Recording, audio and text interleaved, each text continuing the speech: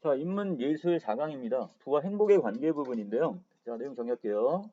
더 많은 부를 얻기 위해서 사람의 평온을 희생하며 살아가는 것이 사람들이 있대요.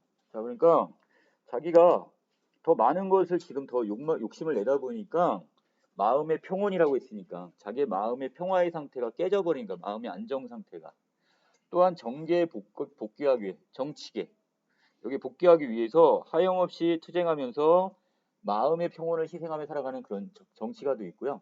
또 애덤 스미스에 따르면 자, 이들은 모두 마음의 평온을 유지하기 위해 무엇이 필요한지 모르기 때문에 부와 지위를 지나치게 추구하고 있는 사람들 이렇게 볼 수가 있네요. 그러니까 너무나 많은 욕심을 낸다는 얘기네요.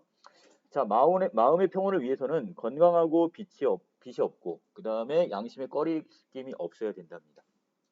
자, 밑에 이러한 상태에 있다면 추가되는 어떤 재산도 쓸데없는 것이 되고 건강을 유지하고 빚을 질 필요가 없고 또 양심의 가책을 느낄 그런 행동을 할 필요도 없다는 얘기입니다. 자, 그래서 자기가 그 정도만큼의 만족할 만큼의 수입만 있으면 된다 이런 내용이에요. 자, 두 번째 문장을 갑니다. 애덤 스미스는 그 사회에서 기본적인 생활을 유지하는데 필요한 최소한의 수입을 뭐라고 하는데 최저 수준의 부. 자, 이렇게 좀 표현을 했네요. 최저 수준의 부. 자, 그래서 이거 얻을 수 없는 경우 사람은 비참한 상황에 빠진다고 봅니다. 그렇다고 전혀 없으면 안 된다는 얘기네요. 일정한 부는 경제적인 어떤 풍요함은 어느 정도 갖추고 있어야 되네. 그게 바로 최저 수준의 부가 되는 거고요. 자, 그뿐만 아니라 세상 사람들도 그래요. 그러한 상태에 있는 사람들의 슬픔과 괴로움에 동감하지 않아요. 그냥 어떻게 좀 불쌍하게 생각할 수는 있겠지만, 근데 그거에서 더 나가서 어떤 사람이 더 많아? 저 사람이 이렇게 가난해? 자, 이런 경멸하고 무시하는 경우가 많답니다, 지금. 이 시대가 그렇게 만들어버린 거죠, 사회적 환경이. 자, 그리고 자신이 세상으로부터 경멸과 무시를 받고 있다는 생각은 인간의 희망을 꺾고 마음의 평온을 다 어지럽히게 됩니다. 그러니까 그걸 당하는 사람 입장에서, 무시를 당하는 사람 입장에서도 결국 어떻게 되는 거예요? 마음의 평온이 깨져버리는 거죠. 그리고 심지어는 어떻게 한데? 자존심에 상처를 입게 된답니다. 자, 밑에 애덤 스미스는 지금 지혜로운 사람과 연약한 사람 둘로 구분을 했네요, 일단. 자, 그래서 부와 행복의 관계를 설명했는데, 자, 동그라미 기억이 그림에서 가로축은 부의 크기를, 그 다음에 세로축은 바로 행복의 크기를 나타낸답니다. 자, 이때 점씨에 대응하는 부의 수준. 자, 여기서 제일 중요한 부분이 바로 요 기준점이 될 것 같은데요.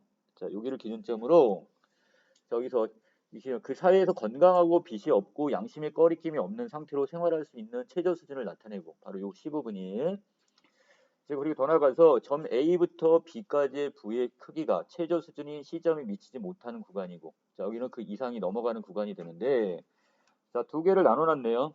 자, 지혜로운 사람은 A, B, C, D로 가고요. 뒤에 여기 이렇게 이 정도의 수준의 만족감을 느끼고 행복감이 그 정도의 수준을 갑니다. 크기도.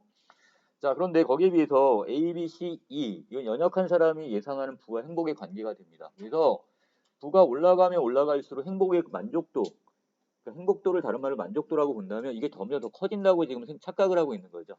그렇지 않은데도 불구하고. 자, 아래로 내려가시면 애덤 스미스에 따르면 연약한 사람은 최저 수준의 부를 얻은 후에도 부가 증가할수록 행복이 증대된다고 생각을 하는데 자, 그런데 결론적으로 그렇게 된다, 안 된다? 안 된다, 이게 결론입니다. 하지만 호사스러운 식사도 아름다운 의복도 훌륭한 저택도 자, 실제로 가져보면 대단치 않은 효용을 가진 장난감에 불과하고 자, 오히려 그것들을 관리해야 하는 번거로움.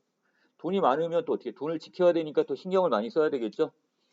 자, 이처럼 큰 부를 획득한다 한들 실제로 행복은 증가하지 않는다. 자, 따라서 자, 이때 실제 부와 행복의 관계는 지혜로운 사람의 예상과 같이 선분 CD로 나타나게 된다. 이렇게 얘기를 합니다. 자, 그리고 이걸 C2라고 생각하는 사람, 그 연약한 사람들의 생각은 환상에 불과하다. 이렇게 얘기를 하고 있네요. 자, 마지막 문단입니다. 이 지혜로운 사람은 최저 수준을 넘는 부의 증가가 행복에 영향을 주지 않는다고 생각을 합니다. 자, 하지만 아무리 지혜로운 사람이라도 뭐가 없으면 안 돼? 최저 수준의 이런 밑도는 자, 부밖에 없을 경우에는 자, 이때 결국 행복의 수준도 낮을 수밖에 없게 되고 심지어는 비참한 상태에 빠지게 된다 이런 얘기입니다. 자, 그래서 아래로부터 내려가시면 이 스토아 철학에서 말하는 이 현자라면 부와 행복의 관계는 그래프 SCT 것처럼 어떻게 그 물질과는 전혀 관계없이 이 사람 만족도가 늘 똑같을 겁니다. 자, 왜냐하면 현자는 모든 상황을 동등하게 보고 어떤 상황에서도 바로 부동심, 이게 뭐죠? 부동심이 움직이지 않는 것. 어떤 물질적인 유혹이나 여기에 의해서 만족도나 이런 것들이 변하지 않는 걸 부동심이라 하면 되겠죠. 자, 그러나 지혜로운 사람은 세상으로부터 칭찬받을 때와 달리 세상으로부터 경멸이나 무시를 받을 때 동요, 흔들리게 됩니다. 아까 어떤 경우에 그런다고 그랬어요? 최저 수준의 어떤 이 경제적 수준보다 낮을 때 사회에 경멸과 무시가 따르게 되고, 그렇다면 여기 있는 현명한 사람도 지혜로운 사람도 그거를 어떻게 한다? 감당하지 못한다는 얘기죠. 자, 마지막. 이 세상 사람들은 가난한 사람에 대해 노골적으로 비난하지는 않지만 그 사람을 경멸 무시해요. 자, 이거는 자, 연약한 사람과 마찬가지 지혜로운 사람에게도 빈곤하다는 이유로 이 경멸 무시, 의 고통을 견디지 못한다는 얘기입니다. 자, 마지막. 자, 어떤 우연한 사건을 하나 드렸는데요.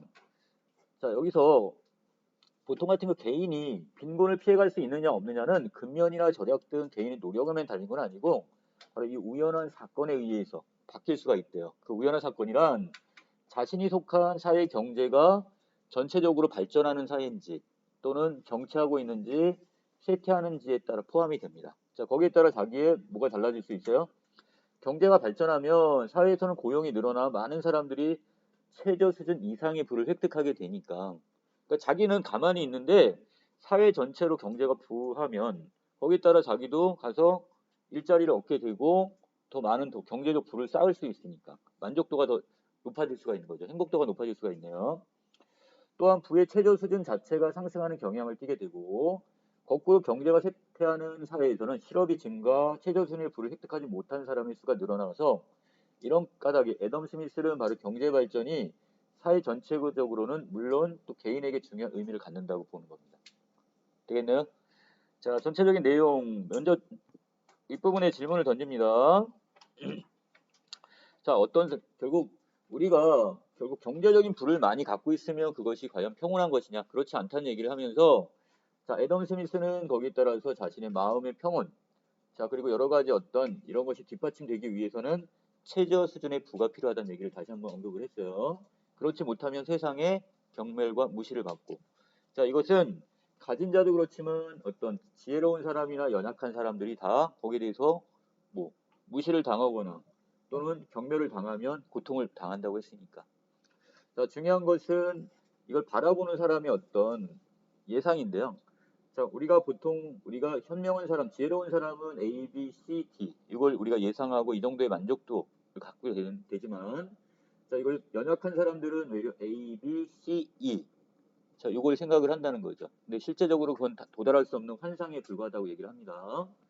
자, 그리고 맨 마지막에서는 이게 스토아 철학에서 말하는 바로 누구에 대한 이야기? 현자에 대한 이야기를 하고 있죠. 자, 현자라면 자, 물질적인 어떤 이것과 전혀 관련 없이 SCD가 될 것이다 이렇게 얘기를 하고, 자, 마지막 부분에서는 결국 우리 사회가 이 경제적 빈곤에서 피할 수 있느냐 아니면 벗어날 수 있느냐 없느냐는 우연한 어떤 사건에 의해서 이것이 영향을 받을 수가 있는데, 그 우연한 사건이란 경제가 발전하는지 아니면 쇠퇴하는지 이것이 그 사회뿐만 아니라 개인에게도 영향을 끼치게 된다. 여기까지인가요? 자, 마무리합니다.